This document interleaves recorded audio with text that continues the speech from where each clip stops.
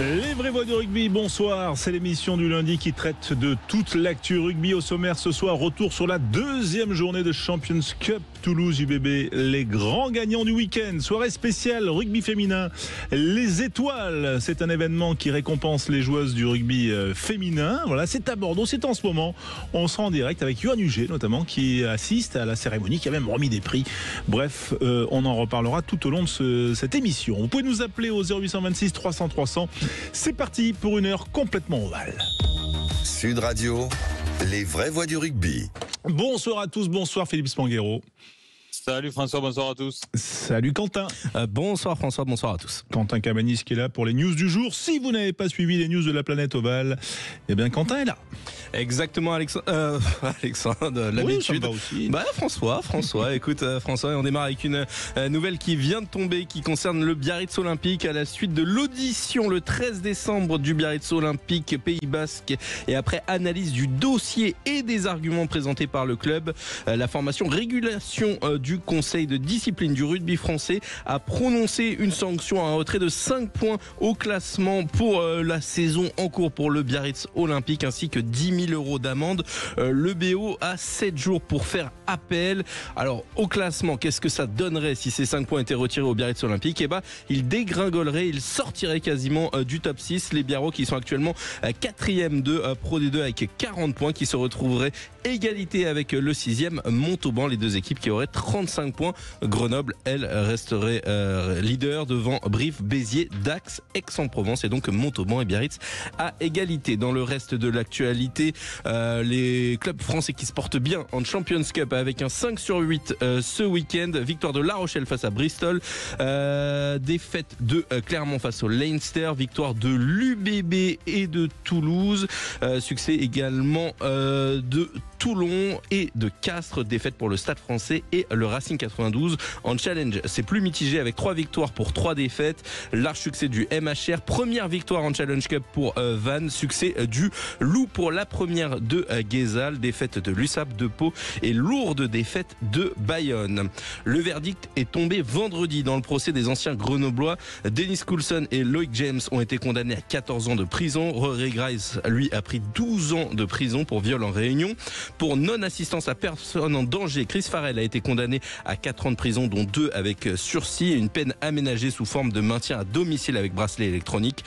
Dylan Hayes a été condamné à 2 ans avec sursis. Dans la semaine, les avocats de Coulson, James et Grice vont demander la tenue d'un deuxième procès et la sortie de prison de leurs clients. Et puis enfin, la Fédération irlandaise de rugby a officialisé les prolongations de Furlong et Porter, les piliers du Leinster, et ce jusqu'en 2027, François. Ouais, et on ira au Leinster, tiens, aux alentours de 20h20 environ, retrouver. Voilà, c'est une personne française, voilà, qui est au Leinster. Ce n'est pas Rabat Slimani, mais on en parlera dans quelques instants. Philippe Spanghero est avec nous. Réaction quand même, Philippe, sur cette info qui vient de tomber, les 5 points retirés à Biarritz et les conséquences qu'on a vues au classement. Mais qu'est-ce que tu en dis? Tu es toujours au fait des questions, on va dire, économiques. L'autorité de régulation, on va dire, c'est l'ancienne DNACG, celle qu'on appelait, c'est ça, on est d'accord? C'est ça. Le sous-texte de ça veut dire quoi? Ça veut dire que Biarritz a volontairement masqué des informations et en gros a peut-être un peu maquillé ou masqué ses comptes à un moment où l'autorité lui demandait l'information. Alors c'est difficile d'être aussi affirmatif parce que c'est vrai que ces saisons de transition avec les rachats de clubs sont toujours compliquées. Une chose est sûre, c'est que l'autorité de régulation n'a pas eu ce qu'elle attendait. Donc est-ce que c'est conscient ou pas? En tous les cas, la sanction est là. Je pense que elle aura du mal à être revue, même si le BO a 7 jours pour faire appel, c'est la règle. On a vu l'année dernière que ça n'avait pas souri aux Grenoblois. Ça avait été aussi un électrochoc sportif pour les Grenoblois. Donc peut-être que pour le BO qui était déjà bien lancé, ça va être une petite piqûre qui va aider le sportif. En tous les cas, voilà, aujourd'hui on sait que cette autorité de régulation, elle joue son rôle. Elle peut paraître trop rigide parfois. mais moi je suis plutôt partisan de la défendre parce que c'est vrai qu'on a une organisation avec cette structure ex-DNACG qui nous protège beaucoup de ce qu'on a vu dans d'autres pays et de catastrophes industrielles comme en Angleterre notamment. Alors voilà, c'est sûr que c'est strict, mais les clubs s'y plient et je doute pas que le BO rentre dans le rang. Même si elle n'empêche pas les déficits, t'es d'accord? Parce que là, c'est vrai que ce soir, il y a une réunion de la Ligue avec pas mal d'ordre du jour. Je lisais quand même que le déficit des clubs top 14, c'est 60 millions d'euros. Alors tous les clubs confondus, hein, ça veut dire quand même qu'il y a un peu un déficit structurel quand même dans, top 14 et Pro D2. Il y a clairement un déficit structurel. Après, ce déficit, il est vraiment à remettre en perspective parce que 2 ou 3 clubs creusent à eux seuls énormément le trou. De façon régulière, on sait que le Stade français perd énormément d'argent, hein, quasiment 20 millions par saison les dernières saisons. Je ne sais pas ce qu'il en est de celles qui viennent de s'achever. Donc vous voyez, un seul club sur 30 pèse un tiers du déficit structurel. Et puis ensuite, vous avez des clubs qui ont des déficits chroniques qui sont importants. Donc c'est à remettre en perspective parce que finalement, la gestion des clubs entre le top 14 et la Pro D2 est plutôt saine, il n'y a pas de risque. Mais pour faire un peu de pédagogie et rappeler aux gens le rôle de cette DNACG, elle a un but, c'est en effet d'éviter les catastrophes industrielles et puis des salariés, un nombre de salariés importants laissés sur le carreau en cours de saison. Et puis surtout de ne pas fausser l'équité sportive avec un club qui déposerait le bilan ou qui cesserait son activité en cours de saison. Et donc la DNACG, ce qu'elle demande à tous les clubs, c'est toutes les garanties, et elle se protège beaucoup de ça, au club pour assurer la saison qui va arriver. En fonction de tout un tas de critères, de projections de clubs, avec des projections extrêmement raisonnables. On n'a pas le droit de prévoir des budgets avec des phases finales. Par exemple, même le Stade Toulousain, qui est quand même habitué des phases finales, n'a pas le droit de présenter un budget dans lequel il dirait qu'il figurait dans les 6 à la fin de la saison. Donc cette prudence, elle permet de demander des garanties au club pour sécuriser la saison en cours, pour qu'il n'y ait jamais de déséquilibre sportif avec un club qui arrêterait ses activités en cours de saison. Ça veut dire que ce qui est arrivé à Blagnac ou à hier Carqueiranne, c'est-à-dire le dépôt de bilan, voilà, c'est arrivé en division inférieure, là.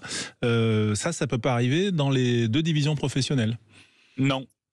A priori, vu comme la DNACG, enfin l'autorité de régulation aujourd'hui fait son travail et vu les garanties qu'elle demande chaque début de saison à tous les clubs financières, et on parle de trésorerie, il faut que l'argent soit disponible. Il ne s'agit pas juste de dire oui, on a le potentiel pour payer. Il faut montrer patte blanche et l'argent doit être sur des comptes. Donc avec cette organisation qui paraît en effet un peu rigide, ça permet de préserver tout le monde de ce genre de difficultés. Ouais, effectivement. Pour terminer sur ce chapitre, j'avais pas prévu de te faire passer un grand oral sur la DNACG et tout, mais quand même, le salary cap là, qui est au programme notamment de la réunion de la Ligue et des clubs pro, tu penses qu'il va être relevé? C'est quoi ton intuition par rapport à ça? Honnêtement, j'ai pas de vérité parce que vraiment là, il y a 2 courants qui s'affrontent. C'est à peu près kiff-kiff en termes de nombre de présidents et quant à leur vision sur une baisse du salary cap ou pas. De toute façon, comme le disait Didier Lacroix, il faut que ce soit fait dans la durée et de façon assez souple parce que les clubs ont des engagements avec des joueurs sur des durées longues et on peut pas dire aux joueurs qu'on va remettre en question leur contrat. Les contrats courent et donc il faut se projeter sur la fin de tous ces contrats. Et donc, c'est une décision qui doit amener une vision moyen terme. Moi, j'ai toujours trouvé que on avait fait des folies dans le rugby français parce que, encore une fois, on est dans une économie globale et qu'il faut voir ce qui se passe ailleurs. Et c'est vrai que avec ce qui s'est passé notamment en Angleterre ces dernières années, on n'avait plus de concurrence. Et donc, on s'est fait quelque part une surenchère entre nous, avec des clubs français qui avaient de gros moyens. Et puis, on a créé un marché et une bulle spéculative qui fait qu'aujourd'hui, il y a des clubs qui pourraient être quasiment à l'équilibre s'ils payaient 20% de moins leurs joueurs. Et sur le papier, ils pourraient le faire. Parce que ces joueurs-là, en étant payés 20% de moins, s'ils allaient se tourner vers l'Angleterre, vers le Pays de Galles, l'Écosse, enfin proche de nous, ils trouveraient pas mieux. Donc, quel est le vrai prix de marché du rugby mondial? C'est ça la vraie question. Est-ce que c'est la France ou pas? Moi, je crois qu'on est pas en France complètement dans une réalité de marché. Donc, ça pose une vraie question. Après, aujourd'hui, il y a des clubs qui arrivent malgré tout à s'en sortir. Toulouse, même s'ils sont montrés du doigt parce que on dit que les règles leur sont favorables, en est un bon exemple, mais ils sont quand même peu nombreux. Ouais, Toulouse, t'en parles justement, on va basculer sur le sportif quand même, et ce week-end assez incroyable qu'on a vécu en Champions Cup, Toulouse qui a mis 60 points, 64 points à Exeter hier, alors c'est plus le Exeter d'il y a 4 ans, mais quand même, la facilité déconcertante qu'affichent les Toulousains d'une semaine sur l'autre, on a l'impression que c'est trop facile. Quel enseignement toi tu tires de ce match-là? C'est quoi la profondeur de banc? On a vu un banc assez jeune qui a réussi à maintenir quand même le standard de performance tout au long du match. Ah ben là, il y a clairement la profondeur de banc, il y a la montée en puissance collective de cette équipe, il y a des mouvements, il y a des actions qui montrent quand même que le Stade Toulousain est clairement monté en puissance. On a vu les mots d'ailleurs du manager d'Exeter complètement démuni en disant mais il y a des actions amorcées par les Toulousains qui sont indéfendables. Tellement c'est bien joué, tellement les timings sont parfaits. Et puis après, vous avez aussi les individualités qui se révèlent à des moments. Je pense à Barassi notamment, qu'on a vu quand même étincelant. Je pense que ça doit amener quelques questions au Stade Toulousain parce que dans cette forme-là, il est en fin de contrat et il était question a priori qu'il parte. Et c'est un peu pour ça que le club avait a priori anticipé avec le recrutement de Teddy Thomas. Mais quand on voit Barassi à ce niveau, c'est vrai que ça amène des questions, j'imagine, dans le staff toulousain. Et donc voilà, vous avez tous ces ingrédients qui font que le Stade Toulousain, on a l'impression, marche sur l'eau, quoi. Donc on attend quand même ce qui me paraît être le choc pour eux de cette compétition aux Sharks début janvier, dans des conditions difficiles. Mais au-delà de ça, on voit d'autres clubs français, on y reviendra, qui montent en puissance. Mais c'est vrai que Toulouse a l'air vraiment un cran au-dessus, quoi. Ouais, alors ça va tourner bien sûr à Lyon, match dimanche soir pour la 12e journée du top 14 qu'on vivra bien sûr sur Sud Radio en direct en intégralité. Ça va tourner, mais c'est vrai que quand on voit l'essai inscrit par Théo Ntamak, quand on voit aussi les performances de Merclair, voilà, on se dit quand même que on pense aussi à Brennan qui joue quand même de plus en plus, qui prennent encore plus d'étoffe là. Ça veut dire que là aussi à Lyon, eux ils vont aussi être mis en avant, quoi. Ben oui, certainement. De toute façon, l'année dernière, j'ai plus le chiffre en tête, mais je crois que c'est 57 joueurs, je crois, qui ont été utilisés jusqu'au titre. Donc voilà, on est sur les mêmes standards cette année. Et c'est clair que ça explique en grande partie la réussite de ce club et la capacité à jouer sur les deux tableaux. Parce qu'on avait fait l'analyse, souvenez-vous, du temps de jeu des joueurs cadres de l'UBB et du Stade Toulousain avant la finale. Et puis finalement, on s'est rendu compte que le Stade Toulousain, par sa profondeur de banc, avait réussi toute la saison à ménager ses leaders pour qu'ils soient frais au moment des phases finales. Et c'est la clé. Et aujourd'hui, c'est le seul club qui est capable d'avoir cette profondeur de banc. Et donc, ça leur permet d'être ambitieux partout. Philippe Songuero, quelle performance tu mets en exergue en dehors de celle de Toulouse, qui est la plus fraîche, parce que c'était le match qui clôturait le week-end d'hier soir? Il y en a plusieurs. Il y a quand même les gros Français qui ont des ambitions affichées dans cette compétition ont été au rendez-vous, que ce soit La Rochelle qui monte en puissance aussi, et je pense qu'il se sert de cette compétition comme la saison dernière pour regagner un peu de confiance, retrouver ses leaders au rendez-vous. Voilà, La Rochelle, l'UBB qui continue à enchaîner, notamment en deuxième période, ils ont déroulé. Et puis au-delà de ça, quand même, Toulon, parce que malgré le score dans la douleur, il y a ce caractère collectif là qui est en train de se forger. On l'avait dit d'abord avec ce déplacement en Afrique du Sud, et puis là dans un match quand même compliqué qui aurait pu leur échapper. Je pense qu'il leur aurait échappé d'autres saisons. Ben là ils savent quand même aller le chercher, et donc il y a voilà ce collectif toulonnais qu'on sent poindre quand même. Ouais, c'est face à cette équipe de Glasgow, on rappelle la victoire 30-29, une équipe quand même qui est composée largement d'internationaux écossais. Je crois qu'ils sont 13 sur 15 dans le 15 de départ. Enfin, c'est assez impressionnant, et surtout qui a un style de jeu assez débridé et qui pose toujours des problèmes en phase de poule, notamment en Champions Cup. Je vous propose, tiens, mon cher Philippe, de faire une petite pause. On va continuer à parler de Champions Cup. À 20h30, on abordera les étoiles du rugby féminin, voilà, qui sont en train de se dérouler actuellement à Bordeaux et qui prennent du retard. C'est incroyable. C'est ce qu'on nous informe. C'est le quart d'heure bordelais. Oh, la demi-heure. demi-heure bordelaise plutôt, visiblement. La demi-heure bordelaise. Allez, on se retrouve dans un instant sur Sud Radio. Les voix du rugby sont là. Reste avec nous. Les vraies voix du rugby, comme tous les lundis sur Sud Radio, avec Philippe Spanghero, avec Yoann Huget qui va nous rejoindre. Yoann Huget qui a remis des prix à la soirée des étoiles du rugby, donc il y a du retard. Étoile du rugby féminin, voilà, qui mettait à l'honneur le rugby féminin, les joueuses. Voilà un peu type Oscar et pour une première organisée par le journal Sud-Ouest notamment, et bien sûr Sud Radio est associé à cet événement. On a parlé, Philippe, des grands vainqueurs du week-end. On a bien sûr parlé de Toulouse, on a parlé de l'UBB, de La Rochelle et Toulon. Les grands perdants, c'est le Stade Français et le Racing. On va pas se faire mal, mais il y a des perdants qui ont peut-être gagné des choses. Je pense peut-être à Clermont, Philippe, qui quand même est allé plus qu'accrocher le Leinster samedi. Défaite 15-7. Oui.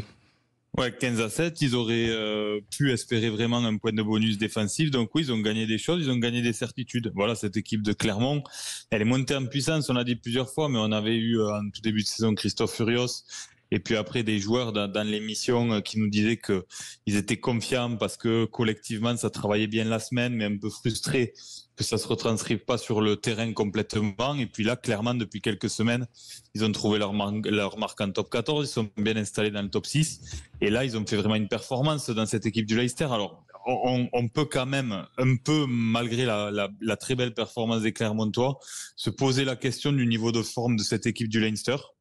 Je trouve, malgré tout, mais ça enlève rien à la performance des Clermontois qui avaient même mieux aller chercher au moins un point de bonus. En tous les cas, oui, ils sont allés chercher des certitudes sur leur collectif. Ouais, le Leinster avec bien sûr son Français Rabah Slimani, et voilà, il y a une deuxième personne française, mais c'est une femme. Voilà, et elle travaille au Leinster, elle est avec nous en direct sur Sud Radio, et on accueille Anouk Espias-Cabot. Bonsoir Anouk. Bonsoir. Vous êtes la Française du Leinster. Alors on va quand même expliquer que c'est pas sur le terrain, mais quand même c'est assez rare. C'est-à-dire il y a Rabah Slimani et vous. Exactement, ouais. Moi je suis dans l'équipe commerciale, mais c'est vrai que je suis arrivée il y a un peu plus d'un an maintenant. Et j'étais surprise moi-même de découvrir que j'étais la première Française. Donc là maintenant j'ai Rabah avec moi. On fait un petit club de Français au sein du Leinster. Bon, c'est déjà pas mal. C'est rare, non, de voir des Français, non pas à Dublin, mais au Leinster, cette province, on le rappelle, de Dublin, et qui est l'équipe dominante du rugby irlandais. Oui, c'est vrai que c'est assez rare le Leinster, même si on regarde les joueurs, hein, c'est uniquement 3 internationaux par saison sur 43 joueurs. Donc c'est très très irlandais, et je pense qu'au total sur les 200 salariés on doit être grand max 10 étrangers. Donc non, c'est un privilège d'être dans ce club. Philippe, voilà, Anouk qui s'occupe des partenariats donc au Leinster, voilà, c'est c'est assez intéressant comme profil et en tout cas comme parcours. Juste quand même, Anouk, est-ce que la venue de Clermont était un événement dans on va dire ton périmètre professionnel, le partenariat, les activations avec les partenaires, les sponsors, les hospitalités, est-ce que c'était un événement? Oui, vraiment. La Coupe d'Europe en elle-même est toujours une excitation un peu différente. Il y a une atmosphère au sein du club, mais même parmi nos fans, qui est différente. Et puis les clubs français sont très très respectés et très admirés en Irlande. Donc que ce soit Clermont cette saison, on a eu le Stade Français l'année dernière à domicile. Et à chaque fois, il y a un engouement, il y a une petite saveur de 6 nations. C'est toujours assez apprécié au Leinster. Ouais, ça veut dire qu'il y a plus, entre guillemets, de business pour la venue d'un club français que pour un club anglais, par exemple ? Oui, souvent. En fait, en termes de nous pour les zones hospitalité, en termes de vente de billets, on sait qu'on va faire des plus gros scores. Normalement, le Leinster joue dans un stade qui s'appelle la RDS Arena, où il y a 20 000 places, et il y a 2 matchs de la saison régulière qui sont délocalisés à la Viva, donc c'est 50 000 places. Et à chaque fois, c'est le match face au Munster, parce que ça, c'est la grande rivalité irlandaise. Mais le deuxième match, c'est toujours le match européen, et si possible, le match européen face à une équipe française. Philippe Spanghero avec Anouk Espias-Cabot, donc qui est la Française du Leinster. On connaît le Français du Leinster, on a la Française du Leinster. C'est ça. Alors d'abord, je suis désolé, je fais une parenthèse perso, mais je comprends mieux parce que j'ai reçu un texto de son papa que je connais bien qui m'a dit tu vas parler à la radio avec ma fille parce que j'ai travaillé avec son père, donc j'ai pas compris le message, mais je comprends mieux. Voilà. Donc et j'avais pas mal entendu parler de toi à l'époque et de ta passion pour le rugby déjà quand tu étais jeune étudiante, tu vois. Donc écoute, ravi que tu aies pu réaliser ton rêve et bosser dans un grand club comme le Leinster.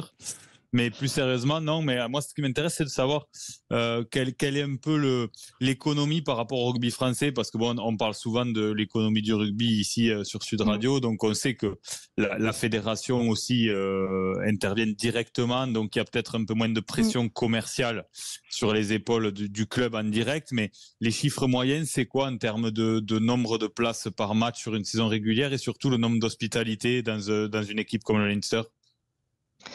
Alors c'est vrai que déjà merci beaucoup pour pour la parenthèse personnelle.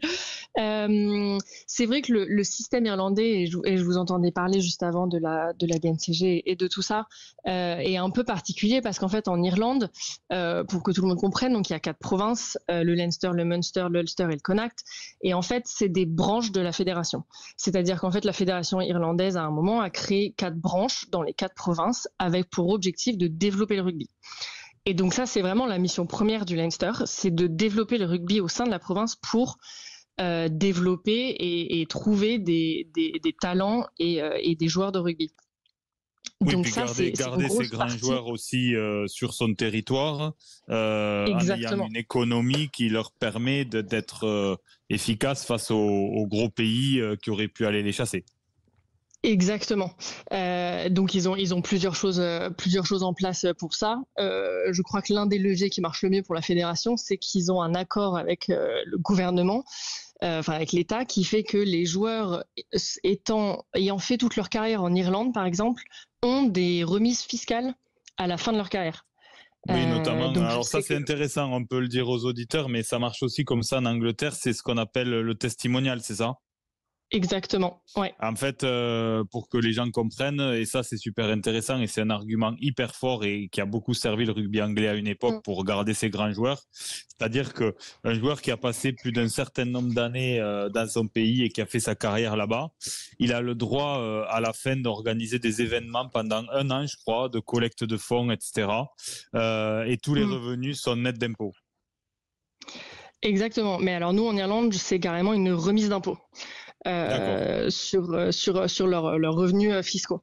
Donc je sais que ça c'est quand même un sujet très important pour les joueurs et pour leur après-carrière et qu'ils ont vraiment en tête. Donc le système est vraiment fait effectivement pour garder ces joueurs et c'est quand même assez rare d'avoir des joueurs de rugby irlandais qui partent s'expatrier.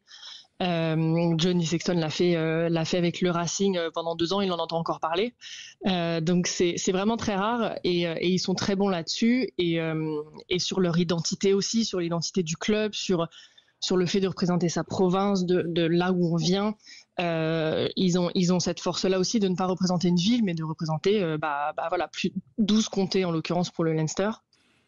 Et de représenter leurs couleurs, quoi. Donc aujourd'hui, c'est un jour important. Porter et Furlong ont prolongé jusqu'en 27, je crois. C'est ça. J'imagine que ça fait partie des choses qui doivent être mises en avant par le Leinster aujourd'hui. Exactement, ouais, parce que du coup, c'est quand même un système particulier où le club n'est pas le seul, c'est pas le seul à décider de qui signe, qui reste. Par exemple, pour Rabat, la fédération a eu son mot à dire. Heureusement, elle a dit oui, évidemment, mais voilà, et Johnny Sexton, que je citais il y a quelques instants, c'est un conflit avec la fédération qui l'a fait partir. Le Leinster, évidemment, voulait le garder, mais c'est toujours un accord un peu tripartite. Donc c'est effectivement une très bonne nouvelle pour nous, et surtout pour ces 2 grands talents. Ouais. Est-ce que Rabat Slimani est apprécié du public irlandais, des fans du club ? Ah, c'est la mascotte du club. Il est déjà culte. Rabat, il est très très apprécié. Je crois que il a fait une très bonne entrée en matière, notamment cet été où le Leinster a joué un match amical à Bordeaux et il est rentré en cours de match et il a eu une ovation des supporters de Bordeaux et ça a marqué tout le monde au sein du club. Tous ceux qui étaient là ce jour-là ont dit mais on n'a jamais vu ça. Un joueur qui se fait ovationner par un autre club, par d'autres supporters, c'est quand même assez impressionnant. Et puis c'est vrai qu'il est arrivé avec toute son expertise, toute sa connaissance de son poste, mais aussi de son expérience dans le championnat français en tant que joueur de l'équipe de France. Et il est très très avide de transmettre tout ça à ses coéquipiers, à ses coachs, mais aussi aux joueurs de l'académie, qui s'entraînent énormément avec l'équipe A. Leo Cullen adore utiliser les joueurs de l'académie. Donc non, il est très très apprécié au sein du club. Eh bien, en tout cas, il a été déterminant, Philippe, son entrée là, voilà, parce qu'on sait quand même qu'il y a eu des problèmes en touche côté Leinster et que la mêlée ensuite du Leinster, elle est beaucoup mieux en deuxième mi-temps quand même, quand l'expérimenté Rabah Slimani a fait son entrée. Ah oui, il joue toujours son rôle à ce niveau-là et le Leinster ne s'y est pas trompé. C'est vrai qu'il y a quand même un turnover sportif qui fait que par son âge, il est ménagé quand même régulièrement. Il joue les matchs qu'il faut jouer, mais en tous les cas, il a su se rendre important dans cette équipe et c'était pas évident parce que après ce départ de Clermont, c'est un joueur en effet qui méritait de finir dans un grand club et là quand même l'histoire elle est magnifique pour Rabah et il le rend bien au Leinster. Honnêtement, ça aura été une bonne pioche pour eux. Ouais, et forcément ils se trompent pas beaucoup quand même quand ils font venir un joueur étranger, il y a souvent de l'expérience et il faut qu'il apporte une plus-value, notamment dans la transmission pour les jeunes. Je crois que c'est une des missions qu'a confié Leo Cullen, notamment à Rabah Slimani. Anouk, ce qui m'embête, c'est que tu as dit nous tout à l'heure, voilà, alors que tu recevais un club français là ce week-end. Anouk, tu es donc devenue irlandaise. Je suis pas devenue irlandaise. Je supporte le 15 de France quand on est en période internationale, mais c'est vrai que j'ai vraiment les couleurs bleues en moi maintenant. Finalement, je suis juste cohérente. Je reste supportrice bleue. Mais oui, j'ai un peu trop infusé maintenant. Je crois que c'est trop tard. Voilà, il se passe quoi les jours de match différents de ce que vous connaissiez, je sais tutoyer, mais je vais te revoyer, que vous connaissiez en France, je sais pas, à Toulouse ou à Pau? C'est assez similaire. Il y a beaucoup de choses que le rugby irlandais essaye un peu de piquer à l'atmosphère française parce que c'est vrai que l'atmosphère des stades en France est quand même assez particulière. Et elle est vraiment très très appréciée à l'étranger. Ça, c'est quelque chose que j'ai vraiment compris en m'expatriant. Mais notamment, c'est vrai que la Coupe du Monde a été évidemment le point d'orgue, mais c'est vrai qu'il y a toute cette ferveur. Les bandas, les clubs, les supporters sont assez appréciés, et notamment en Coupe d'Europe. Nous, on en parlait tout à l'heure, mais l'atmosphère est d'autant plus intéressante quand les supporters français font le déplacement, et on les a entendus, les supporters clermontois à la Vibra samedi. Donc c'est toujours une atmosphère particulière, c'est très familial au Leinster, c'est vraiment agréable et c'est très proche de l'atmosphère française. Philippe, ensuite on va libérer bien sûr Anouk quand même, mais voilà, c'est sympa aussi de partager cette expérience et de voir la Champions Cup aussi de l'œil d'une espionne. Ouais, c'est intéressant, mais surtout d'un club comme le Leinster, c'est quand même un des candidats au titre tous les ans, et c'est un club qui est habitué de cette compétition et des phases finales. Mais c'est vrai que c'est un club important dans la dynamique de cette compétition, parce que on en a assez parlé, mais il y a quand même une hégémonie française là qui s'est installée, et donc il faut des équipes capables de venir bousculer ça pour que cette compétition elle continue à se développer et qu'elle ait toute sa place. Le Leinster contribue déjà beaucoup à ça, donc je pense que l'organisateur, le PCR, en est très content. Oui, c'est sûr que la Coupe d'Europe, il se positionne là-dessus aussi. C'est de pouvoir réunir les plus grandes équipes d'Europe et mélanger ces rugby-là aussi. L'année dernière, leur slogan c'était The One to Win, donc c'est le trophée à gagner, et ils créent toute leur atmosphère là-dessus. Donc le Leinster est à chaque fois ravi de retrouver les Anglais et les Français à ce niveau-là. Est-ce qu'il y a pas, juste pour terminer, pardon, mais un peu de pression là supplémentaire avec les scénarios des dernières saisons, ces échecs en finale, en demi contre le Stade. Là, il manque quelque chose quand même depuis 3 ans. Comme en plus, ils n'ont pas peur de cibler cette compétition comme la priorité. Il n'y a pas cette année une pression un peu particulière là au sein du club? Pas vraiment. Je pensais vraiment que ce serait le cas l'année dernière en arrivant après les 2 finales face à La Rochelle. Et en fait, c'est une vraie mentalité où ils ont une capacité à passer à autre chose et à pas oublier du tout, mais à se concentrer sur la suite et à apprendre des erreurs et à revenir et à travailler. Et ça se voit sur le terrain. C'est la même manière on perd le ballon, on recommence, on va le chercher, on reprend l'action de zéro. J'en étais surprise, notamment, moi je suis arrivée au moment de la Coupe du Monde. Et on perd le même week-end, la France et l'Irlande perdent le même week-end en quart de finale. Et moi, le lundi, mais je me refaisais le match de A à Z en me disant, mais il y a ça et telle décision arbitrale, etc. Et les Irlandais avaient évidemment le cœur brisé par rapport à leur élimination, mais ils passent tout de suite à autre chose OK, le 6 Nations, et on travaille là-dessus, et les joueurs, et il y aura tel talent qui sera développé à ce moment-là. Donc, ils ont vraiment cette mentalité de peut-être ne pas s'apitoyer sur leur sort, en tout cas de toujours être dans le mouvement et avancer et ne pas se plaindre. Donc ça se ressent pas en tout cas. Et c'est vrai que c'est heureusement parce que c'est ce qui permet aussi, je pense, au club de rebondir et de faire 3 finales d'affilée. Il y a beaucoup de clubs qui auraient sûrement eu du mal à rebondir après une défaite en finale parce que c'est très très dur à vivre. J'en ai vécu une l'année dernière, c'est vraiment compliqué à vivre de l'intérieur. Mais il y a une volonté de recommencer et de réessayer et de rien lâcher.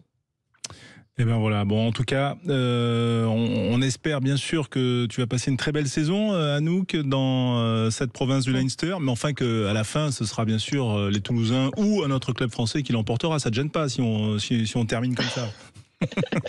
Bah je vais pas pouvoir complètement. Voilà, je me souhaite une très très belle saison, moi aussi. Bien sûr, mais en tout cas c'était un vrai plaisir de parler de cette expérience qui est assez inédite et qui sans doute sera forcément exploitable plus tard si jamais tu n'es pas naturalisée irlandaise. En tout cas, merci d'avoir été avec nous, Anouk Escascabo, responsable du partenariat au Leinster. Voilà la province irlandaise. Merci Anouk, une des grosses cylindrées de la Champions Cup. Quentin, on va faire une petite pause. On est un peu en retard, mais il faut dire qu'on est un petit peu planté par nos amis du rugby féminin. Oui. Allez, à tout de suite. Sud Radio. Sud Radio. Les vraies voix du rugby qui auraient pu parler un petit peu plus des étoiles de rugby féminin, mais malheureusement, ils sont en retard. Donc on ne peut pas déclarer que c'est Léa Gallet, par exemple, qui reçoit le prix Élite 1. Ah ben oui, voilà, par exemple, Léa Gallet de Villeneuve, de Lille, dans le Nord, voilà, le stade villeneuvois. Ça fait partie des informations de la soirée. Philippe Spanghero, toujours avec nous. On attend Yohann Huget, bien sûr, qui va nous rejoindre. Et on est content d'accueillir Thibaut, qui nous appelle de Boulogne. Bonsoir Thibaut, et merci d'appeler au 0826 300 300. Bonsoir François. Bonsoir Philippe. Ouais, comment ça va? Parce que si tu nous appelles de Boulogne, c'est que donc tu dois avoir ton cœur un petit peu pour au moins un des 2 clubs parisiens et quand même après Non, francilien on dit. Un francilien. Alors donc tu es plutôt Racing. Non, moi je suis Stade Français. Le Stade Français. Donc parisien. Bon, mais ça va pas quand même, parce que après ce qu'on a vu hier, on a vu quand même un certain état d'esprit défensif, mais on a vu quand même encore un carton rouge. J'imagine quand même que quand t'es un peu supporter d'une équipe, t'as dû rager parce que c'était quoi aux alentours de la 20e 22e, je crois. Ouais. Pour être tout à fait honnête, j'ai pas regardé le match. Merci pour ton honnêteté. Mais enfin bon, pour la faire courte, Macalou, petite balayette, et puis manchette derrière. Les highlights, comme on dit. Oui, voilà. De toute façon, même avant le début de cette Champions Cup, elle m'intéressait pas parce que pour moi la priorité est le top 14. Donc. Ouais. Pourquoi la Champions Cup n'intéresse pas? C'est intéressant parce que c'est vrai quand même que c'était les Saracens, même si c'est plus les Saracens d'avant, ça reste quand même une grosse équipe anglaise. Un dimanche après-midi, voilà, qu'est-ce qui fait que la Champions Cup ne t'intéresse pas, Thibaut? Parce que même l'année dernière où on était très bien placé en top 14, elle m'intéresse pas parce que c'est un avis personnel. Hein. Maintenant qu'elle est franchise sud-africaine, faut plus l'appeler Coupe d'Europe, premièrement. Et puis le Stade Français a pas une équipe pour jouer les 2 tableaux. De toute façon, ils ont une équipe et demie. Ce qui n'est pas le cas des grosses écuries type Stade Toulousain, La Rochelle. Donc on est très limité. Et donc voilà. Donc pour moi, la priorité c'est le top 14. Ouais. Ça a toujours été le top 14. D'accord. Et il y aura la réception de Perpignan. On y reviendra. Juste quand même, Philippe, c'est vrai que le scénario là, bon, ok, il y a 2 défaites pour cette quinzaine de Champions Cup pour le Stade Français, mais il y a quand même 3 cartons rouges en 2 matchs. Voilà, on n'a pas l'impression que cette quinzaine de Champions Cup a fait du bien au Stade Français, par exemple. Ah non, il a même fait du mal. On l'a dit, c'est aussi une occasion pour des équipes qui l'abordent sans pression, de faire tourner l'effectif, de remettre en selle des joueurs qui manquent de temps de jeu en top 14, et puis de retrouver un peu de confiance, de certitude, comme l'aborde Clermont, par exemple. Mais là, le Stade Français, ils sont à l'envers dans cette compétition, et puis les 3 cartons rouges, ils sont pas anecdotiques quand même, c'est pas anodin dans la lecture de la chose, parce que ça montre, en plus, c'est des pétages de plomb là, le carton rouge de Macalou, enfin il est hallucinant ce week-end. Donc ça montre des signes clairs de fébrilité de cette équipe qui a pas su saisir l'occasion de cette compétition. On le répète, mais je suis d'accord avec Thibaut, on en a parlé, les équipes qui ont la profondeur de banc et qui vraiment ont, qu'elle l'ait dit ou pas dit, on sent qu'il y a des ambitions très claires, c'est La Rochelle, l'UBB et Toulouse. Et au-delà de ça, les équipes qui la jouent françaises la subissent un peu. Et donc, il faut savoir quoi en faire quand tu la subis. Et c'est vrai que le Stade Français l'a pas du tout prise par le bon bout. Ouais, Thibaut, t'es inquiet pour cette 12e journée là qui va arriver contre Perpignan ? En fait, c'est les 3 matchs à la suite là. Perpignan, le déplacement à Toulouse, on va en prendre entre 30 et 40 à mon avis, et la réception de l'UBB qui Ah ouais, c'est voilà. l'école hors catégorie là. Voilà, c'est un peu ça, mais je suis assez d'accord avec ce que vient de dire Philippe. Déjà la semaine dernière, c'était pas possible contre le Munster. Moi, j'ai des amis qui ont fait le déplacement en Irlande et qui m'ont dit c'était n'importe quoi. Et puis là, la faute de Macalou. Macalou, on sait pourquoi. Il est pas titulaire en top 14. Voilà, il est pas bien. Je pense que psychologiquement, il est mentalement, parce qu'on parle beaucoup de santé mentale chez les sportifs de haut niveau, il n'est pas bien psychologiquement, et là ça s'est ressenti clairement. Et voilà, carton rouge, et puis voilà. Ouais.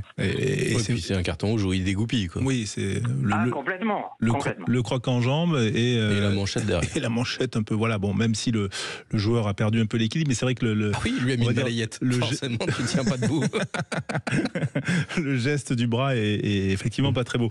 Philippe, sur justement Macalou, c'est vrai qu'il a un après Coupe du Monde qui est cata quand même pour un joueur qui aspire plus qu'une place de titulaire en top 14. Ouais, très compliqué. Bon, là, il a quand même décroché des joueurs potentiels à son poste en équipe de France. Donc, est-ce que de savoir que, enfin, de croire qu'il est loin du truc aujourd'hui, ça l'amène à lâcher? Est-ce que c'est l'atmosphère dans le vestiaire du Stade Français dans lequel il se retrouve plus? Mais ça a été un élément quand même majeur de cette équipe. Il les a remis dans le sens de la marche quand même très souvent ces dernières saisons. Que ce soit en 3e ligne, il dépannait à l'aile, il marquait toujours en bout de ligne, il marquait des essais impossibles pour remettre son équipe dans le sens.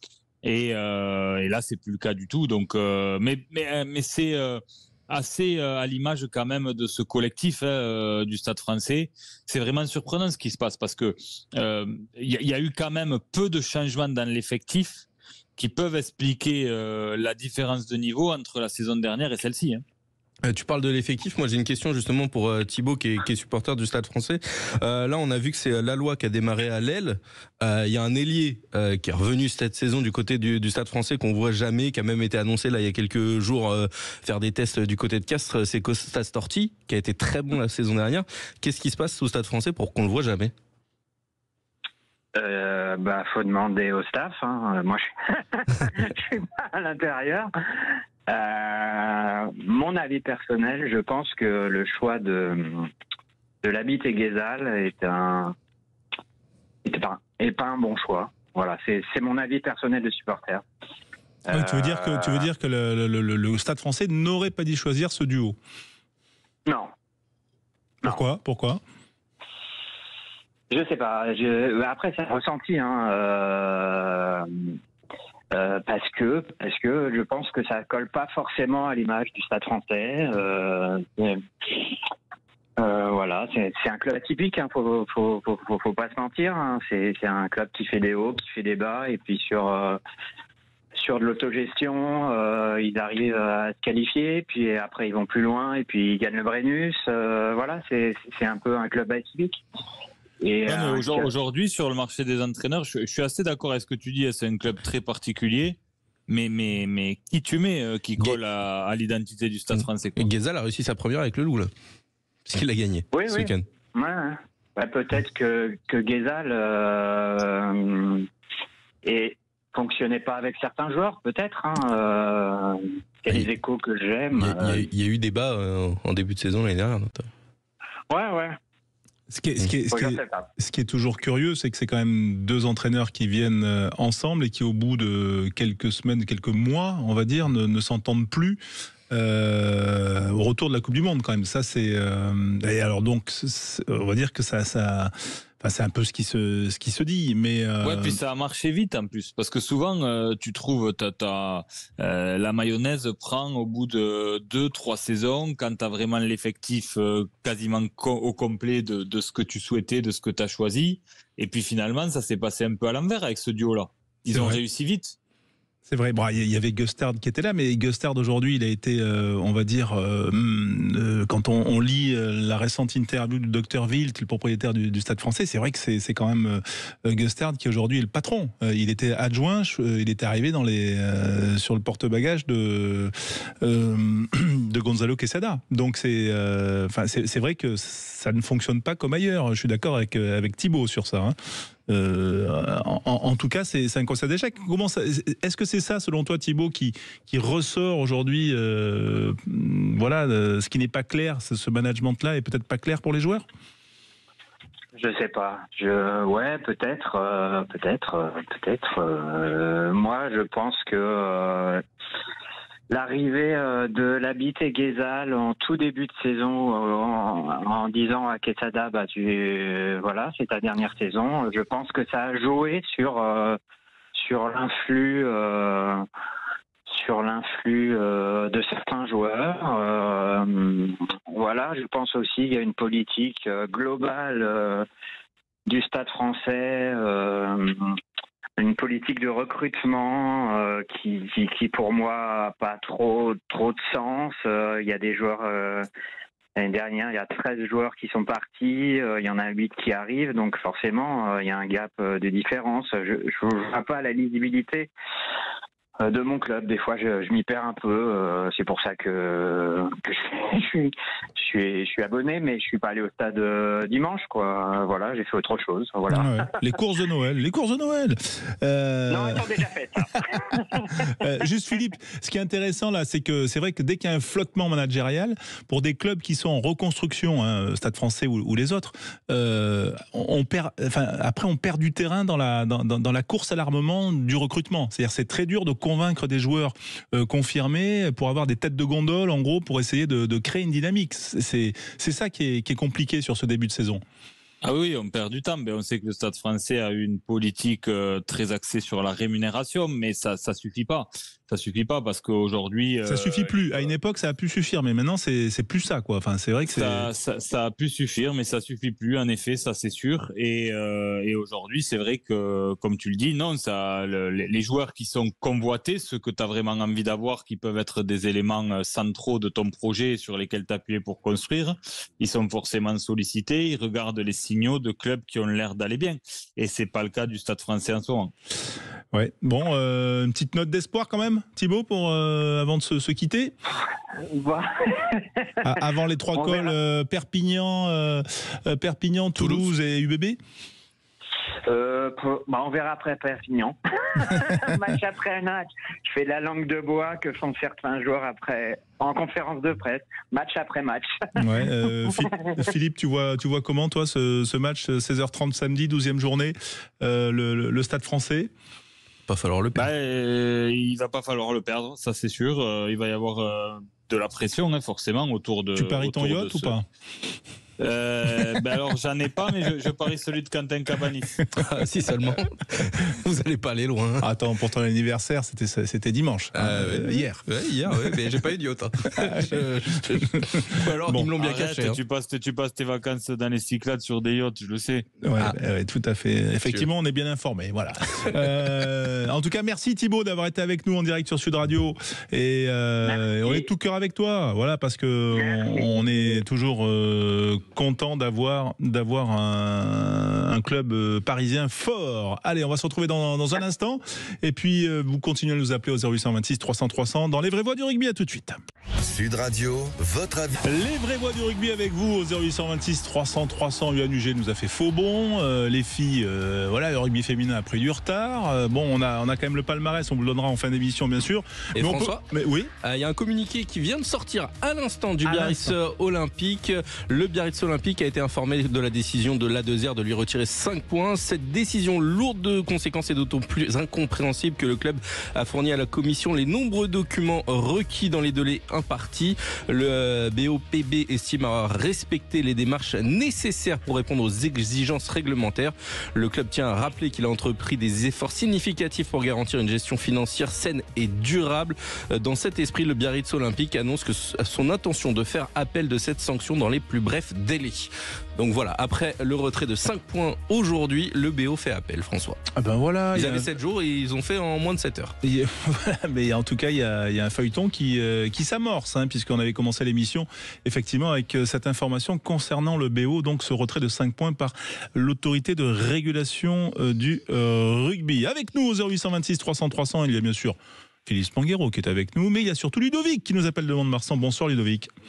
Oui, bonsoir François, bonsoir Philippe. Merci d'être avec nous en direct. Voilà, Salut. Quentin est là également aux manettes. Voilà, le Stade Montois qui va disputer la 15e journée. Eh bien, ça sera vendredi. Le Stade Montois va recevoir Béziers. Voilà, ce sera un beau programme pour le Stade Montois. Et je sais que tu es également supporter du Stade Toulousain. Donc, on va dire que tu as vécu un bon dimanche soir avec la performance hier des Toulousains. Oui, je t'avoue que je ne pensais pas qu'on mettrait 60 points sur le terrain d'Exeter. On a vu un très grand match du Stade Toulousain. J'aime pas forcément sortir un joueur du lot, mais Barassi a été très impressionnant au centre. Fin de contrat, Barassi. Fin de contrat, mais il se mijote qu'il pourrait y avoir un revirement de situation. Et puis Barassi, quand il est en pleine possession de ses moyens, c'est un centre extraordinaire. Et il a prouvé toute sa dimension hier.